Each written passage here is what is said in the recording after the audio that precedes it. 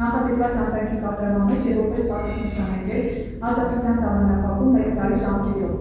Պատժի գրման դեպքում նրան արգելել առանց վերահսկողություն իրականացնող իրավասության փոխել իրավասության վայրը։ Հարկակցի ներկայական վերահսկողությունը դնել հանրապետության ծառայության համապատասխան վերաբաժանման հրահրային կապակցությամբ ընդգծապահ միջոցով թողնել ապահով մինչև դատարկի օրինական ուժմեջները դրանից հետո վերացնել արտավարության հաստատությունները թողնել ծրված քրեական գործին դատավճիռը կարող է կարելի վերականգնել իրական դատարան ստանալու այս մեկ ամսական գերի դատականիստը հայտարարում է